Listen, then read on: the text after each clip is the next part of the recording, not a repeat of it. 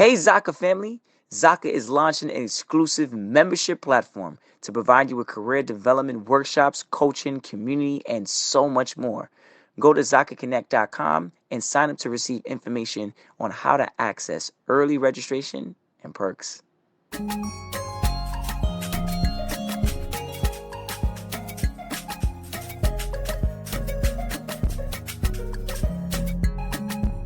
Hello, everybody. This is Paul Herman, the Prince of Motivation and host of Zaka Presents My Journey. We're creating this vulnerable and positive platform where you can get inspired and motivated from different leaders from our community. Today, our guest is Crystal Howard, who is the Global Program Manager, Diversity, Equity, and Inclusion at Amazon. Crystal, welcome to the show. Thank you for having me. Oh, it's a pleasure to have you on. I mean, obviously, Amazon is a very big, massive company, but your title is very big as well too. So we're gonna get into that and how you got to that title because I can imagine it came with a lot of stripes you had to you had to do to get there. So, but before we dive into that, let the listeners know a little bit more about your cultural background and where you're from. Absolutely. So my name is Crystal Howard. Probably can't tell by my name, but I am 100% Dominican. I guess I would consider myself an Afro-Latina.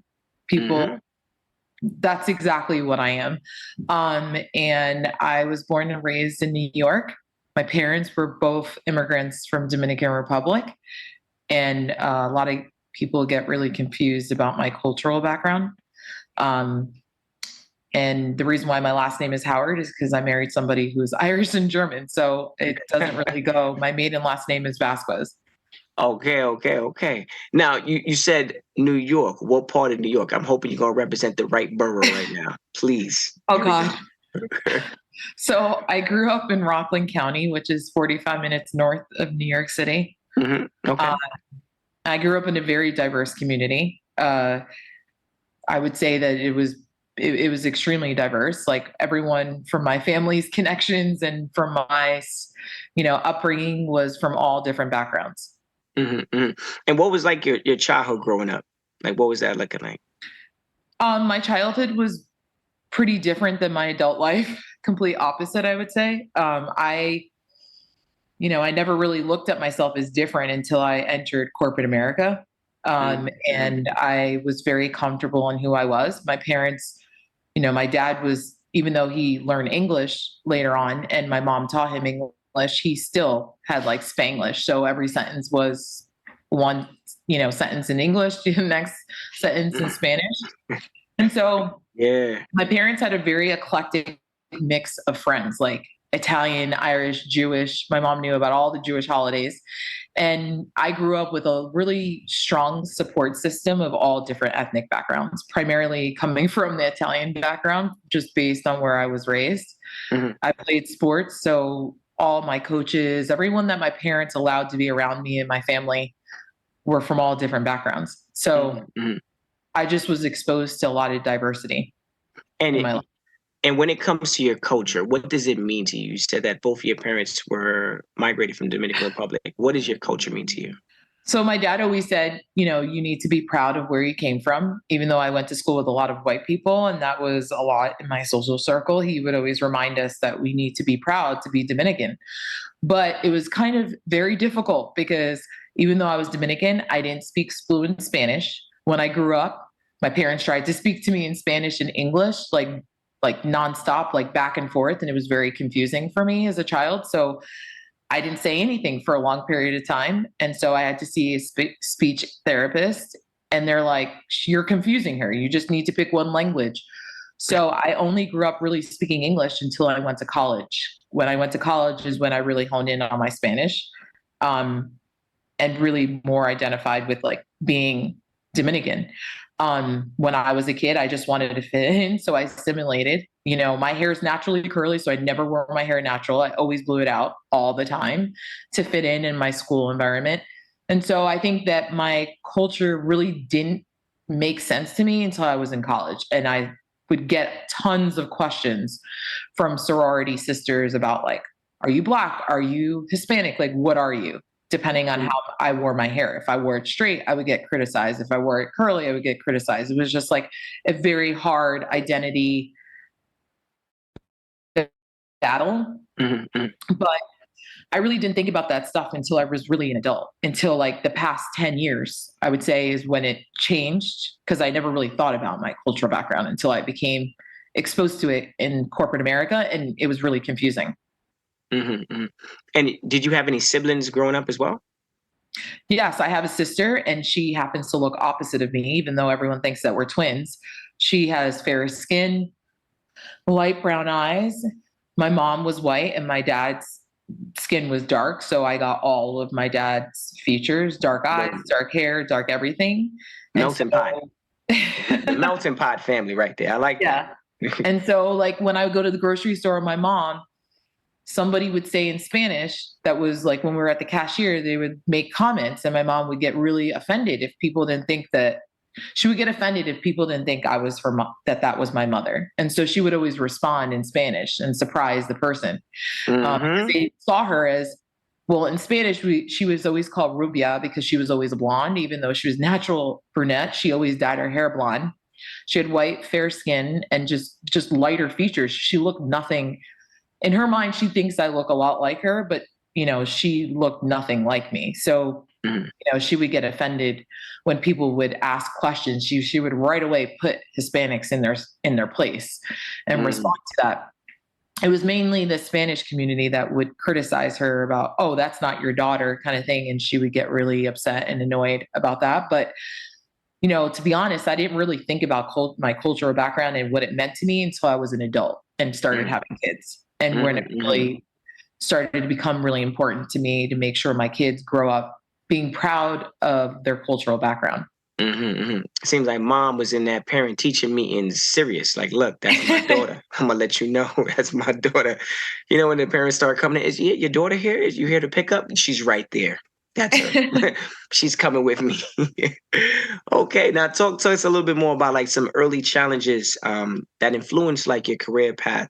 I know that you definitely are pushing into diversity and inclusion, but like any challenges in your you talked about a few of them right now, but any major one that kind of got you on this path? Yeah, so I would say that when I moved from New York to Austin, Texas, my friends were like, "Why do you want to live in Texas?" And I really didn't think about the lack of diversity when I made that decision. I thought, "Hey, it's up and coming city, Austin. It's affordable. I want to raise a family here." I had just gotten married, and this is where I wanted to be. And my husband was like, "Okay, fine." It was my idea to move here. And so he was just like, "Okay, let's move here." And so we moved here, and I started to face this when I first started working. So, like, my first one job that I applied for, my last name, as I mentioned, is Howard. And so nobody could see what I looked like at that time. People didn't really look people up on LinkedIn. So when I arrived at the job interview, the woman looks at me and was like, "Yeah, you definitely like you are overqualified for this job." And I was like, "Great, like maybe I'll get the job." She's like, "But you're not going to want to work here." And I was like, "But why?" Wow. And she was like, "Well, let's just say that it's old school Texan here. Like that the owners are old school Texan." That's the phrase she used. And I was like, and I was just very baffled. And when I walked out the door that day, I looked around and I saw like there was no diversity. And I was like, when I got home and told my husband about this, he was just like, we were just like, it was not what we were used to, because I grew up in a very diverse place. So I was like, okay, I think what she was really trying to hint to me is that I don't belong here and that I'm not going to want to work here because I won't be accepted, regardless of the skills that I offered. And so that was my first experience. Then my second experience is I decided to get into IT sales. And the first IT company I worked for, I think I was at a sales orientation, and it was in California. And we were at this casual event of like networking and drinks. This was kind of like an offsite thing. And I was standing with a gentleman who was standing next to me, an African American person I just met was standing on one side of me. And then this guy I met that was a former college athlete like me, who was white, was standing on the other side of me. And then we're all three of us are having a conversation. And then randomly out of nowhere, somebody comes up to me and is like, hey, I wasn't having a conversation with him. He just came up to me, saw the three of us were chatting, and kind of tried to come into our conversation and was like, hey, tell me a little bit about your background. And I go, okay, I thought that was already strange that he was asking me that question. I was like, well, I'm Dominican. And he goes, no, you're not. And I said, excuse me? Wow. And he's like, wow. No, you're not. And I said, and the other two peers I just met these two guys. They just looked at me and was like floored, like, why is this person trying to start like this battle with you? And then he called me the N-word. And I was just kind of like, what? And I never had that ever happen to me before. So I kind of like blacked out of the whole entire situation. I don't even really remember after that what happened, or I just know that the two men that were standing next to me kind of like right away tried to come to my defense. And then like 2 weeks go by and I go back home and HR reach out to me and says, hey, can we talk to you for a second? And I'm like, oh God, I wonder why they want to talk to me. And so they're like, hey, we just found out that there was like two anonymous, because this was anonymous, that nobody said their name, like that there was two people who said that this person had called you this. Did this person do this? And I said, yeah. But I was like nervous to tell this person because I didn't want to lose my job over the situation. I was like, yeah. And then like a week later, I found out that they fired the person for saying that to me. So he did lose his job, but there was like a lot.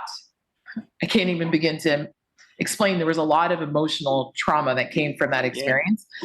And it kind of followed me to the next job where I was working a job where I was not treated. I dealt with sexual harassment, being a female, doing a male's role. I worked in sales, so it was a male dominated role. Like I was surrounded by a lot of males at that time. There was only I was like one of 20 female, like there was only one female out of like 20 guys that I worked with. And, I found out that my peer had taken another job, and we were friends though. I found out that I was being paid less than this person to do the same exact job and expectations. And so I was really livid about it and like decided to leave the company over it. So there's like a lot of things that happened nonstop to me back, like from one job to the next until I came to Amazon, that were really affecting my emotional health. I've gone to hypnotists to kind of fix this. I've gone to therapy, tons of therapy. I've gone to a hypnotist. I've done a lot of things for my mental health to just get over this. But there was a lot of days that I drove home from work crying to my husband, like, why is this happening to me? And then it was up until like 2 years ago, before the pandemic during the pandemic happened, that I had a health scare. I thought it was something very innocent, but it quickly became something that like freaked me out. And I was like, I don't want to be known for just doing sales for the rest of my life. And that's kind of how I ended up getting into DE&I was, I had known what it's like to feel not inclusive in the workplace, and my experiences kind of help shape and guide me towards how I ended up to this place. Like I didn't see it as a good thing at the time. I was like, why is this happening to me? This is like ridiculous. This just keeps happening to me and every employer that I work for. Until I came to Amazon. And when the George Floyd situation happened, and my entire leadership team was like sobbing about it, and they weren't even minorities. And I'm like, how could you sob about something you don't even understand what it's like to deal with racism? And so I got really annoyed and saw performative allyship happening in my workplace and people benefiting from the topic of conversation because it's the hot topic, and decided, you know what? I'm going to go against this leadership team, and I'm going to start calling this initiative Allies for Action, like people who actually want to take action and make a change in the workplace. And that's kind of how it just flourished from there. That's how I ended up eventually working in DE&I. You definitely hit on a lot of great things and sad things at the same time. I mean, one of the things that definitely did stick with me is when you said that you were afraid to even acknowledge and say what this person had did to you because you were afraid you were going to lose your job. Now, something like of that nature, where someone calls you a certain type of name, disrespects you in front of a lot of people, right? With no remorse, really, at the end of the day, you know.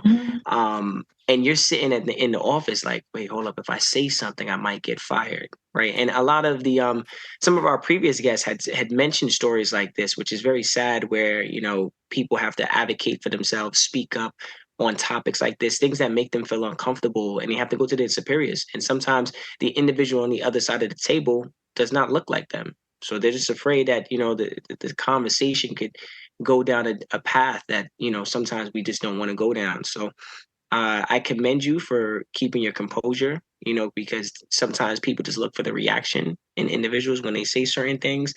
But you handle it very well, and I know that your story and the work that you do has a base, a foundation, and that's why you're very passionate about what you do. And we're going to speak a little bit more about that. What were like some of the life lessons you learned, early on in your childhood, maybe in your early adulthood, that you kind of use today? Mhm. Absolutely. Those are great questions. So I tell young people who are minorities entering into the workplace 10 things, 10 lessons I learned. One is respect is earned.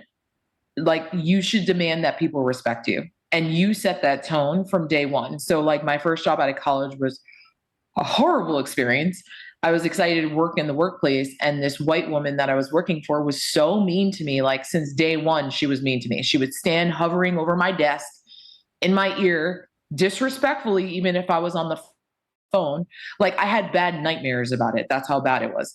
But anyway, so I would say respect is one of them. That respect is earned, and it's a two-way street. Don't think just because you're young and that you're entering the marketplace and like you're pumped and you're eager to learn and grow, but you don't get respected the same way when you're young. And so you have to demand that respect, that it's a two-way street. It's not one that, you should be respecting someone else, but they should be respecting you too. And it's, you set the tone for that. The other thing is that you own your own career. I didn't learn that lesson for many years. I just thought, okay, Crystal, if you work hard, you'll just be able to just like, my work ethic will just show itself, and I'll just naturally like get promoted and I'll naturally get all these things, which is bullshit. It doesn't happen in the real world. You have to advocate for yourself and you own your own career. If your manager isn't supporting your career, well, then go somewhere else. Or if the person isn't giving you opportunities to grow in a specific areas, go find those opportunities. Don't be limited to just your manager and your, the person that you're Mhm. working with. The other thing I think is important for young people to know is always, we call it at Amazon because we have LPs, but always be curious to learn all the time. No matter how well you're good at something, there's always room for improvement. You could always be better. Always have the passion to learn and grow. And if you have that passion, it will be seen by leadership and they will always try to challenge you. Always try to have a challenge that you're going after, because that's the only way you're going to grow both personally and professionally. So I think that's really important. You better drop some gems. You better drop some gems. Come on now. We love a good gem here at Zaka. We love a good gem, right? And um, this did did a lot of these principles and practices that you have, did it come about in like, did you figure these out like in your educational journey? Could you talk a little bit more about like your educational background? no, you're not going to figure this out in your educational journey. I'm just going to be honest with you. That's the Okay, reason come why I on. give people advice like this, is because school's gonna, the thing is you grow up being told, hey, you go to high school for 4 years, you go to college for 4 years. It's very structured, right? You might not really see a bias in that experience at all, but then you hit the real world and there is no straight road. Sometimes you might take 20 steps backwards to make 100 steps forward. It's not a straight line. Life is not a straight line. Sometimes you have to go ups and downs, but you will always end up where you were meant to be. That was something that when I was young and I was 23 and lost, I went to a career counselor and she said that statement to me, and it's always stuck with me, is that life is a journey and that there's no straight road, and you have to not think about it from that way. But it's hard for students to not think about it that way because that's what they've been raised. I go to elementary school for several years. I go to middle school. I go to high school. I go to college. Like, shouldn't the rest of my life just be this like straight road? And it's not. It's not at all. You have to sometimes take 10 steps back to move 20 steps forward. It just really depends on what you want, but you will always eventually find, you will always end up finding where you're meant to be, because things that are not meant for you, trust me, they won't happen. Like, and if you follow your intuition, then it'll always guide you in the right direction. And that was one of the key things I've learned in the past 10 years is there's certain things that I thought I was meant for, but they were never happening. And I'm like, well, maybe it's just not meant to be. Like, it's not meant for me. And it makes sense now to me based on where I'm at now, because I know I'm living my passion. Like, I don't feel like it's work. I feel like it's passion work. I enjoy my job that I'm doing every day. It doesn't feel like a job. Mm, mhm, mhm. And that's when purpose, passion, Mhm. meet, and you find a place where you could actually be like, look, every day I wake up, I'm going to a place where I feel like I'm valued, and the work that I'm doing is valued, right? It's truly a blessing. Some people, search years and years and years, or sometimes their whole life to find that Mhm. kind of stuff. But it's always very inspirational when you speak to someone, or someone is like, look, I just love my job. Mhm. There's a lot of people that are, I want to say, not say miserable, but they just don't like where they are, and I'm glad that you definitely found that. What was like after college, like what was like that career like after college? Like what was like some of the earliest challenges you faced after college? I know a lot of those life lessons I didn't didn't know come in what I school. wanted. And so I Hmm. had a list of things I wanted to try, and I literally went and tried all of them. I was like, well, I want to try advertising sales. So I worked at a place where I was selling Condé Nast publications in New York. Oh, Okay, I Condé really like Nast. Okay, that's a good. I'm That's a good. trying I tried all different things. Oh, I want to work at a university. I didn't like that experience at all, working at like a boarding school. Like, that's not my vibe. So I tried all these things, but I always say go and try many different things when you're young, because you have I mean, that's the best time to do it, is when you're starting off, is try different things. Because sometimes I'm probably a lot of what people feel is I don't know what I want. Like, I know I have an idea of things that I might want to do, but I'm not going to know until I'm actually doing it. But you do take away one thing from every experience. So focus on the positives of what you've taken away from this experience. Even if you try something new and go on to do something else, you'll always take away something that will serve you better in the next and the next and the next and next. And then eventually at some point, you will end up realizing, wait a minute, now I know why all this crap happened to me. So, like in my situation, why all this horrible, toxic work environment experiences that I never even had in my childhood, was never exposed to, happened to me. And it was meant for me to be doing where I'm doing right now. Right. Like, that to me is where you look back and you realize all your experiences will shape where you're meant to go. You That's will real. take pieces of that experience Hmm. to everything you do. So I work in DE&I, and it's a very high, you have to be able to influence people. And that's where my sales background, years of sales background, comes into play. Following up and getting people to, I don't want to say do what I want them to do, but do what I know is right, but always focusing on what's in it for them Hmm. Hmm. And to and get that them. and that is your current role at Amazon. Mhm. So I'm a DE&I program manager, and so a lot of it is influencing. Okay, if people were doing all these things, then companies wouldn't have a DE&I department, right? Like, if people were acting like civilized human beings and not discriminating against people and putting them in boxes, then there wouldn't be a need for my job, right? Let's just admit that that's the case. But the reality is, people sometimes have tunnel vision and they don't view things from, it's really hard for people to view things from a different perspective. And so you kind of have to be vulnerable enough to be able to tell them, hey, listen, we might come from different life experiences, but just because you might not see that this is possible doesn't mean it didn't happen to somebody, Mm, right? Like, true. and more you can break down that barrier for people to really understand. In my situation, I support and connect with directors and senior managers all the time. And yeah, I understand it's uncomfortable. The D&I for them is uncomfortable. Most of them don't even understand what it means. And so I remind them, this is the reason why it's important as a people manager. And if you're working with people, it's important for you to understand them, but most importantly, respect all people, and Amazon's a global company. So that's more expected than anything. Mm-hmm. And with you mentioned the keyword global right there. As you know, your title, global program leader, diversity. You have a large title. I know you work with a lot of countries. Like I want to say maybe across maybe 20 different ones. Like how do you leverage like your personal experience, which you kind of talked about a little earlier, to create strategies to kind of like resonate with diversity and like communities? I think it's important to just see people as people and stop putting them in boxes and say, okay, well, this is how we're going to deal with the LGBT community. And this is how how about just look at everyone for who they are and take down all those barriers and stop putting it in boxes. Our society is kind of the reason why we do this naturally. Everything we see in the media puts people in boxes and likes to group people into areas.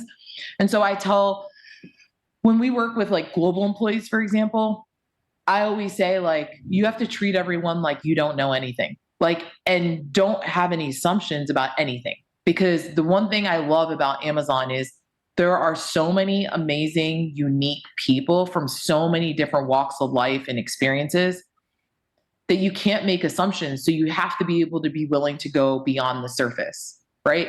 If I met you tomorrow, the most common thing that happens in any corporate America is, my name is so and so.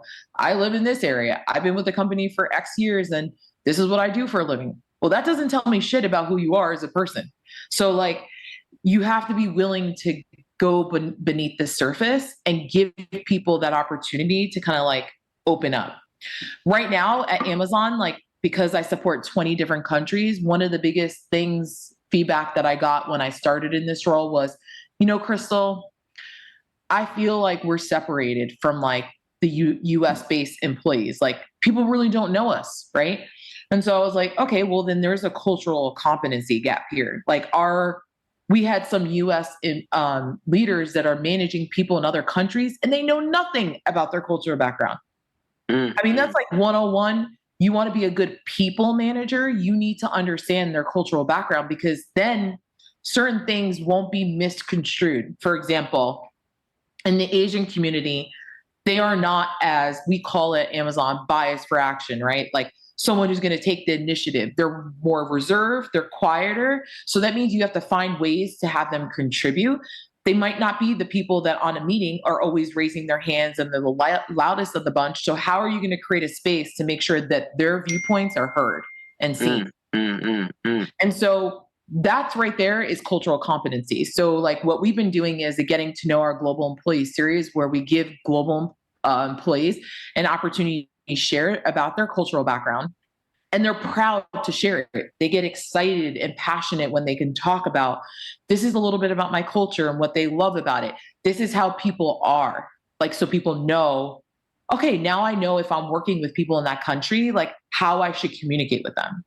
Because communication is a huge key and important part of building a strong relationship, working relationship with someone. If you don't understand anything about their cultural background, then you're not going to understand little things like that.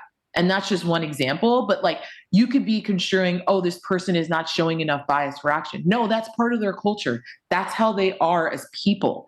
And so you have to create another space to make sure their voices are heard. So they feel like you are being inclusive of them, not just like dismissing them just because they don't follow the communication style that you have. And how does someone share their culture? When you talked about that at Amazon, they've been doing presentations for our leadership team and peers, and some of our peers are just naturally curious about specific countries, and they're talking about, here is what you should know about our country. This is like my favorite recipes I want to share with you. This is the top places to visit. This is how we like to communicate, right? Like, this is what's important to us. And if you're going to come here and visit us, these are the things you should know about. And so our leadership team, we've been trying to get them to realize, hey, if you If you have global employees in your org that practice all different type of religions, you should be putting on your calendar all their religious holidays. So that instead of them coming to you, you should be going to them and say, hey, I know, Yom Kippur is coming up, and I know that you're going to be respectful of the holidays they celebrate, but understand what they are. It's just 101 to wanting to connect with someone. And as you mentioned all this, like you break it down in a way that, where it should be that simple, right? Everyone should want to know about the next person sitting next to them in a cubicle. If you're especially going to work with somebody for the next couple of years, right? You don't just say, I'm going to work at a company for the next couple of weeks and be gone. No, you want to be there and build relationships. But relationships are getting to know the individual more than just what that you see on their desk or the pictures you see on their desk. It reminds me back at the days, and I'm probably dating myself. I don't know if they still do it now, but just think back when we were like in kindergarten, right? It was like Flag Day or International Day, and everybody would bring in like a cuisine from a dish from their country or their culture, and like all of us would just be so excited. I remember I was bringing in beef patties, Jamaican, right? My mom would be like, "We going right to Golden Crust. We gonna get some beef patties, right?" And I would bring these beef patties in, and everyone's like, "What is that, Paul?" I'm like, "It's a beef patty." And then someone had beining, someone had yuca, someone had this, and we would just like, it was just a very, first off, that lunch session was amazing. I'm gonna let you know that that lunch session was a very good session. It wasn't just milk and cookies, right? It was actually good food. But it makes me think back to that day, and I'm like, that's what life was. And it was a great way for us as young adults to see other cultures. So I'm glad that it's the same thing in certain environments. I'm glad Amazon is adapting that and really pushing forth to make that happen. And I'm glad you're at the forefront of making that happen, at places like that, because it's well needed. When you're like, you have had a lot of great achievements in your time, right? And I know that you created a group at Amazon. Yes, I've created so I've been part of creating a Black women group, which I'm most passionate about, and I've also been a part of starting a Ben chapter, Black employee chapter. And the thing is I started Amazon, and I literally went to my new hire orientation, found out about these employee resource groups, and I was like, oh my God, this is amazing. But which one do I join? I'm Black, but I'm also Hispanic, but I'm not Spanish enough because I don't speak 100% fluent Spanish. And it was very confusing. But I realized that these groups are not intended to, segregate people. They're intended to bring a sense of connection for people. And a sense of belonging, because a lot of people might be the only on their team. So they want to connect with people who look like them naturally. And so in the last year, when I started in this role, I was still a virtual employee, and I was the only person of color on my team. So I was already like, we need to have a Ben group, because I want to connect with people who look like me. This is what I'm used to when I started at Amazon on the sales side, is being a part of Latinos and Ben group. So I started a Ben group. I helped start Latinos group. I helped start a mental health and wellness group, because it's very necessary, especially now with like everything that people have dealt with the past couple of years. I helped start a family Zaka group, and I helped sell an Asians group too. Because we have we need to hire you everywhere. Every corporate this is it. You need to work for everybody. It's amazing what you said. Come on, keep dropping it. And then I also with Ben Women, that was really coming from, like, we had lost one of our LAs who was, oh my God, this woman was a rock star. She's from Detroit. She worked at GM. She came to Amazon. She was a trailblazer for DE&I, and she was a leader in operations. When we lost her, it was very hard, because I was like, somebody had looked at like me as close as I can get to the S level, which is AKA like Andy Jassy. S team is considered like Jeff Bezos level. And so it was really hard. So one of the females that I worked with, who's a Black woman, was like, hey, we need to start a Ben Women group. And I was like, I'm 100% on board. And I was like, and I want to be the director of professional development, because I want to see more Black women move up the ranks at Amazon. And so that's kind of how that's been a passion of mine. And we only started that a couple months ago. And right now we're having our first like professional development conference coming up next month, like 1 day conference to help all our Black women at Amazon really develop their develop their confidence enough to know that you are in charge of your career.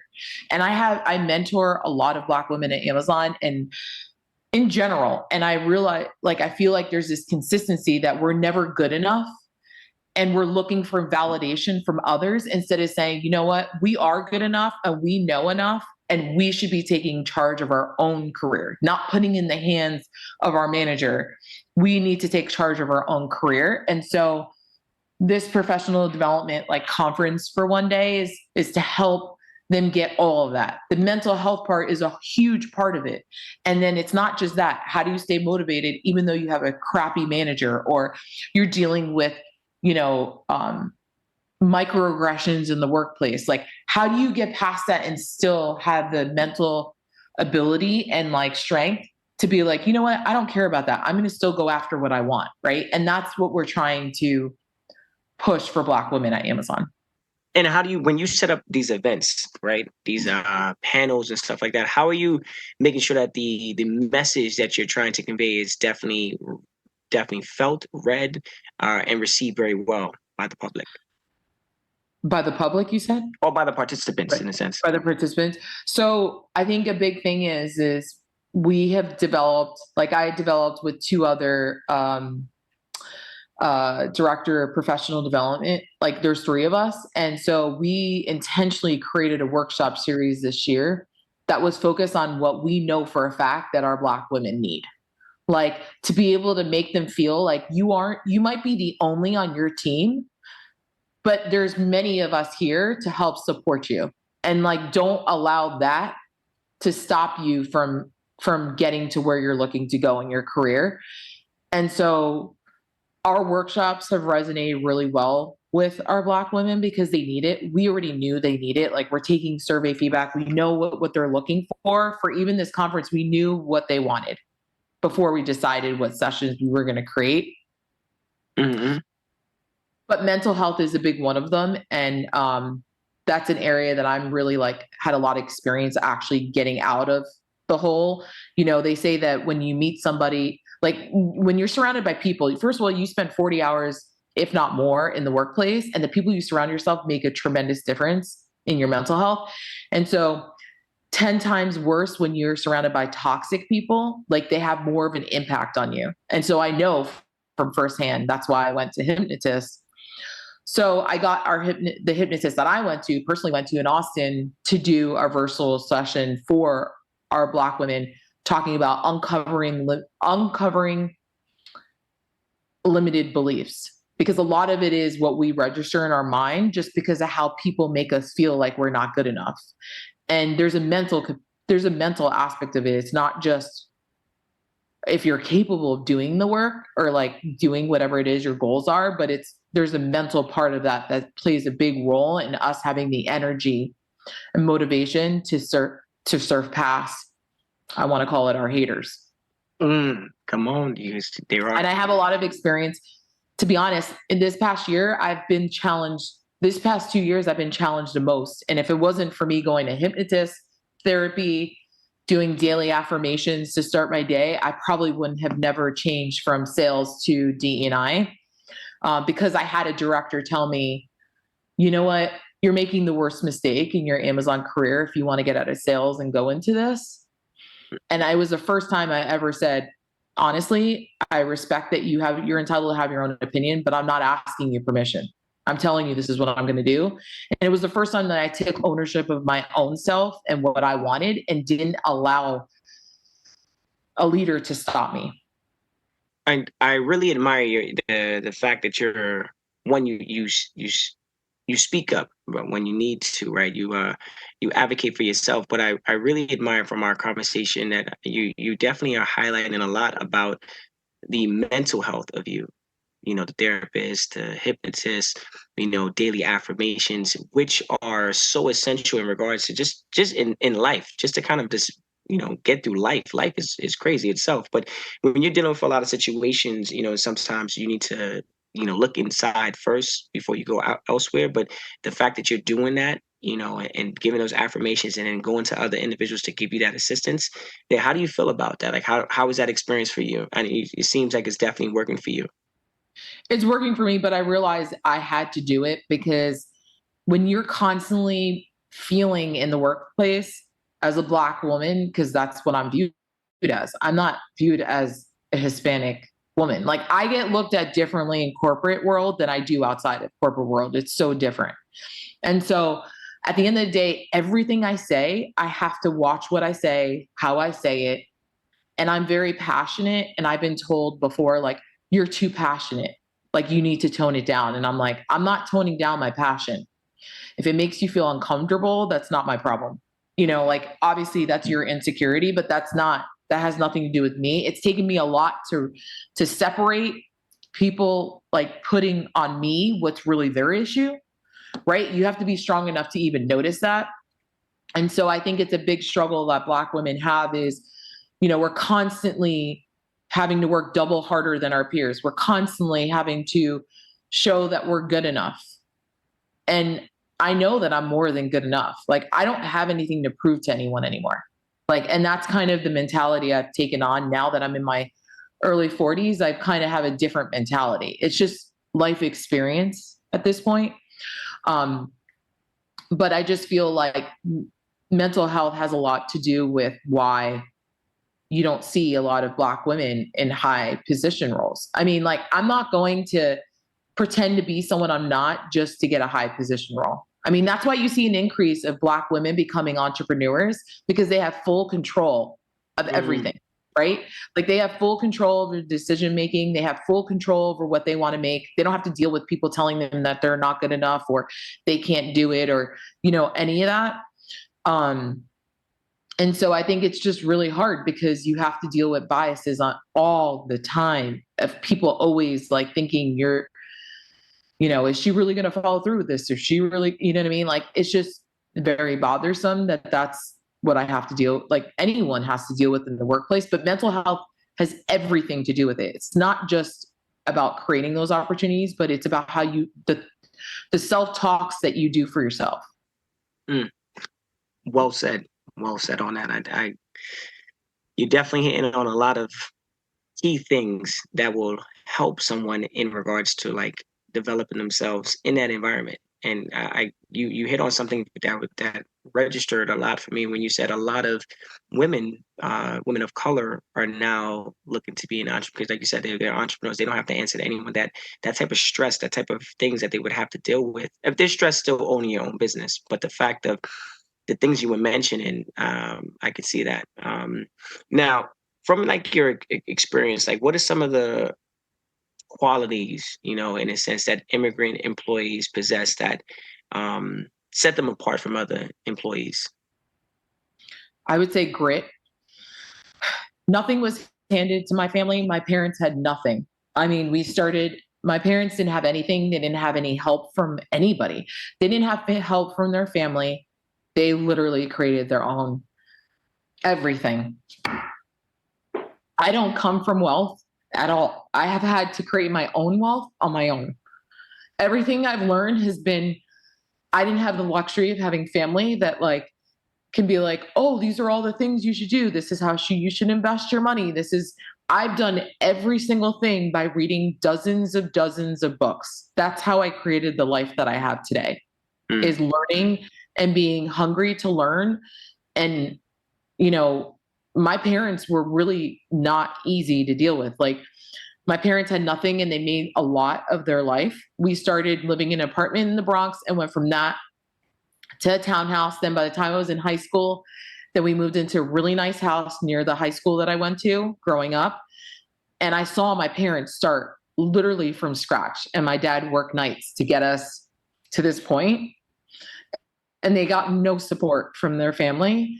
And even though both of my parents are from Dominican Republic, in their country, in Dominican Republic, my mom wanted someone outside of her social class. My mom was wealthy. Her father was a lawyer in Dominican Republic. My dad was like poor and started at 13 years old having to provide for his siblings and work and give money. But he really wanted to go to school, so he went to night school. And so My mom took a risk because she loved my dad, Mhm. went with my dad, and she got zero resources from her father. So he wouldn't pay for her to go to college. He wouldn't pay for her to do anything. And so I saw my parents literally start from nothing and grow it. And that is the one thing that I always say is that you can, you know, I might not get the same opportunities, but you better well know that I probably have more work ethic than anyone surrounding me because of the way I was raised. When I went to college, Yeah. when I went to college, I had 3 scholarships, and my parents were like, "Huh, we're not giving you money for your spending. You're gonna have to go work for it." Like, I'm like, "Mom, I just saved you money on college." And she's like, "I don't care. If you want to stay at college during the summer, you're gonna pay the rent. You're gonna get a job." Like, my parents didn't give me any shortcuts. And I really think that when things are just not handed to you, you have to work for it.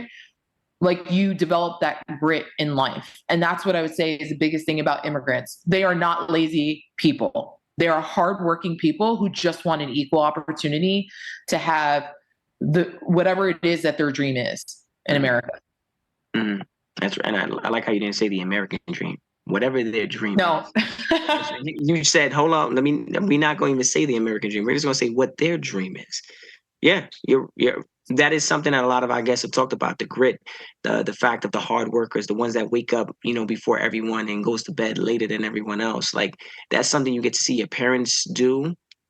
And it's sometimes it might be a little sad to see your father working the 40 plus hours a week, your mom doing the same thing.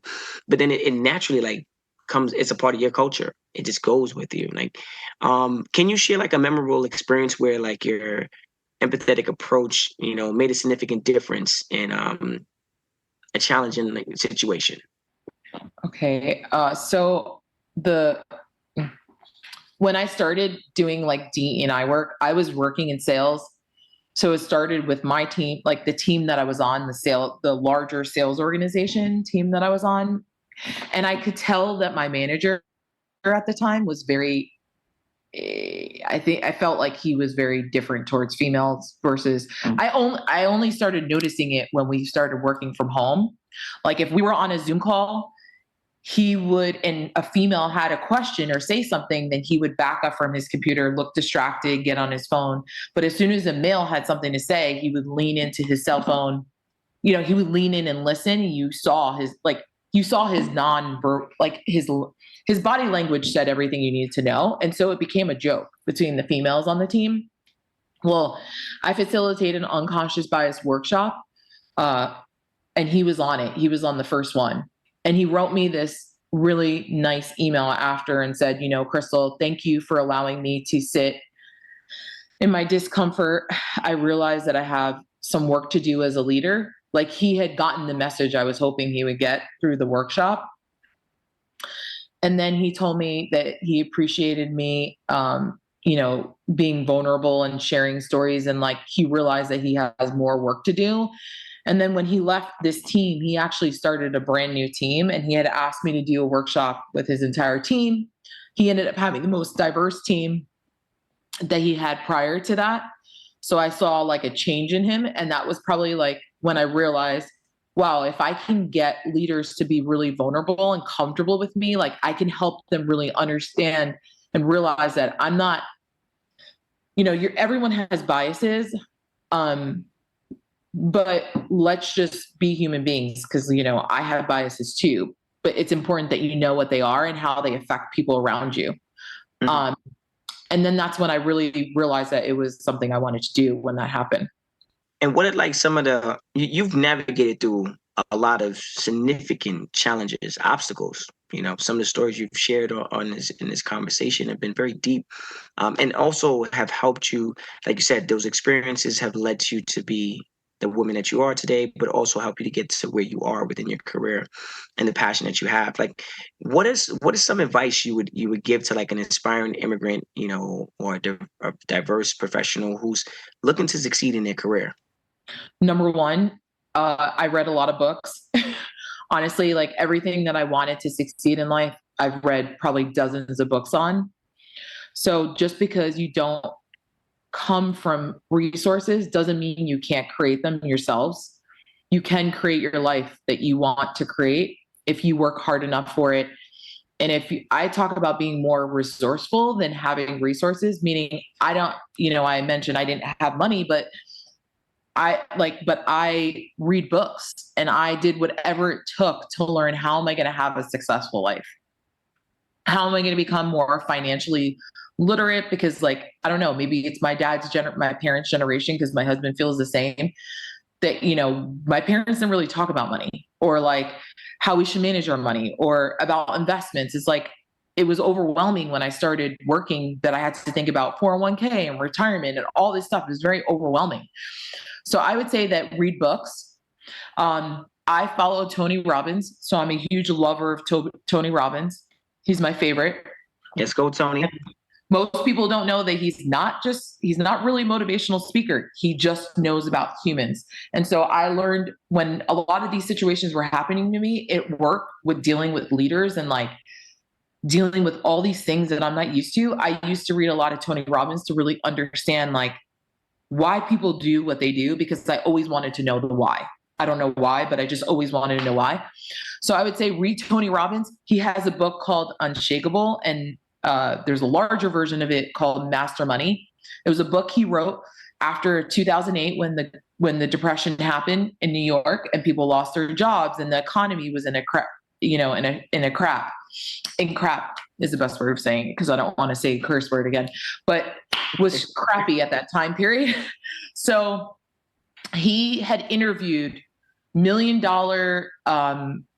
financial advisors, which I would never be able to afford to pay, right? And he had asked them, if you could leave anything to your grandchildren and it not be money, what advice would you leave them? And so that book actually helped me with everything. It helped me understand what I should be asking for my if I'm going to hire a financial advisor, what should I be asking them?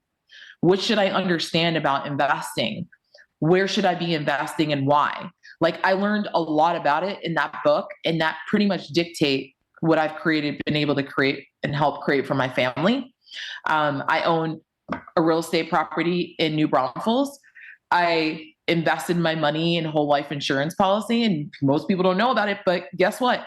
You could actually, when O.J. Simpson was going through his trial and he thought he was going to lose everything, he took his money and he put in a whole life insurance policy. They can never take it away from him, regardless of what happens. And while he was sitting in prison, that money was accruing interest. Mm-hmm. Most people don't know about that. So there's a lot of things I learned from that book that pretty much set me for okay, I don't have resources, I'm creating my own wealth, but I got a really good jumpstart on what to do when it came to, my future investments and stuff like that. So I would recommend people reading that, but just reading as many books as possible to help you develop in any area that you're looking to develop. And go find mentors who are going to help you as well and be a support system. Create a mentor, group. To be honest, since I've been at Amazon, it was the first company in 15 years that I ever worked for that I actually had a strong allies that pretty much helped me with my career, not just get into D&I, but I just got a promotion. And it was all white leaders who supported me and was my allies. If I didn't have them, I would have never made it this far. I would have not accomplished as much as I accomplished at Amazon so far. And this is why you're successful. You done dropped it all right there when you said read, read, read. The information is out there. You just have to go and find it. Granted, sometimes you might not know where it is, but you just got the second part of it, finding a mentor or a coach that could possibly help guide you in there, which is essential. Having those things. How do you even find time for your personal life? Let's just talk about that right now. All the stories, all the things that you do. You said you also are a family woman as well. So how are you juggling all this? What type of hobbies do you have outside of the office? Oh, my kids are my hobbies. I'm just kidding. No, I don't really. So one thing I was doing, I served 2 terms already, but I was a DE&I chair for my son's school district. I wanted my son to grow up in a place where he would see diversity and he could be proud of where his family came from. So I did a lot of initiatives with the school to help them. We put up flags in the cafeteria and the kids loved it. It was the year that my son had 30 like new kids from 30 different countries. Like my community has become so diverse. And so I wanted kids to be able to celebrate that diversity and be able to talk about it during lunch break. So, and we also do international fair where people can have every kid could have a table about their cultural background. So my son and I did a Dominican Republic one. I wanted my son to know more about his background. I mean, though he is half white, he's more Dominican. So, and then I also took him to Dominican Republic this past year so he could see what it's like. Let's go. Take it So back to the roots. I did a lot of my hobbies. I don't really have that many hobbies. Like I'm always trying to do, like I told Marcus, I'm trying to do like a side hustle. I'm always trying to do a side hustle. And my mom says that that's the Dominican side of me because Dominicans like to have multiple things going on at the same time. Even though I have a full-time job, I really am trying to maximize my experiences because life is short. And I have a bucket list. I created one many years ago just because I want to make sure that I'm doing all the things I ever want to do. And I don't feel like I have done them yet. Actually, I feel like I'm just getting started. I've set a lot of time. I didn't do a lot of things when I was in my 20s. Like I didn't get to travel and do all that because I was having kids. My first I had at 27. My second I had at 30. So my time was, I'm going to make this about my kids for a while and then I'll come back to my career. So I did take a break of I could have been an outside sales rep, but I was like, I can't do that because I have children. And my son was really little when I started that job and I had an opportunity, but I passed it over because my son was only a couple months old when I went back to work. So I just held off and was like, you know what, right now my kids are little, they're toddlers. I'm going to give myself some time. It's not over. My life isn't over yet. I'll wait till they get older. And then I jumped right back right into it. And now I've been really like the past couple of years, I've been really focused on my career. Mm-hmm. And I also have an older daughter. She is in 8th grade. So she needs me more than ever. So I'm heavily involved in my kids' sports, teaching them how to advocate for themselves and teaching them that this is going to be their life. Like, especially my daughter, this is going to be your life, is you having to be used to advocating for yourself. And so I'm trying to teach her all these things at a young age so that I'm developing a strong, confident, mentally strong human being. That's really my goal because life can be hard. So my hobbies, I don't really have hobbies. I'm trying to try pickleball, which I'm supposed to be doing every Monday starting in a couple weeks. I'm trying to do something different. I would want to play tennis, but I was like, you know what? I'll start off with pickleball and then see if I can get that master. Then I'll go into tennis because tennis is freaking hard and it's a lot of running. And I think I'm not in that level of shape. But cardio, like you're saying, is different than running. But and then I take my dog for a walk. I take my dog for a walk, maybe during a lunch break or first thing in the morning or at night. But if I'm sitting at home working and I'm in between calls or having a meeting and I have like an hour, I'll just sit there and just start doing workout with weights. Mm-hmm. I make time for everything. I find it in my schedule. I try to read books. Life. I have a whole thing of books. I'm still old school. I like having hard copies of books. I don't know why, but I need to get rid of them. But they're all over the place. But I leave them next to my desk. And so that Unshakable book that I was talking about, I told my husband, I'm going to read it. I'm going to figure out our investment plan for the future. Since you manage our budget, I will manage this and I'll have this all squared away. So when we go on vacation, that's when I read the books. If I go on a work trip, I will make it my goal. Okay, I'm going to be gone for 4 days from my kids.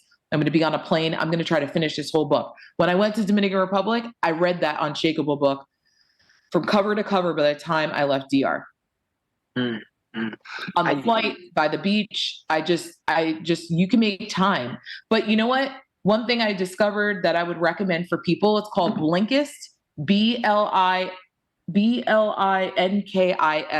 And that's like cliff notes of the books. So I listen to that. So if I have a goal, like right now, my goal is that I want to start my own business on the side. A lot of people who work at Amazon own their own businesses. Like they work at Amazon and they own their own business and they own real estate and all these things. I would like to start my own business. I just don't know what. So I've been listening to Blinkist, some books. So it gives you the cliff notes of the guts of what the book is about because I won't have time to read every single book, right? Like I just won't. But I'll listen to it while I'm doing busy work. Like I'll listen to it, and then if they say something important, I have a notepad I leave on the side of my thing. It's like listening to podcasts that educate you while you're working, and then when they say something important or you want to write something down that you want to refer back to later, then I'll write it down on a piece of paper and I'll leave a notepad next to my desk. Mm. That's I think when I hear this whole thing, when you say you don't really have I think your hobby is bringing communities together. Like bringing from all the work that you're doing, you're bringing communities, you're bringing people together. Yeah, I mean, you obviously are bringing your family together for all the stuff that you do for them as well. So like that grit, that hunger, that mindset, those experiences, everything that you've done leading up to the person that you are, that where you are in your career, you've definitely brought a lot of great people together, and more importantly, open up the eyes of a lot of individuals in their career paths. Whether through mentorship or just through um, the leadership seminars that you have to kind of give individuals a little bit more insight about diversity and inclusion. And I know Amazon is blessed to have someone like you over there, Crystal. I just want to say any last words you want to give to the listeners.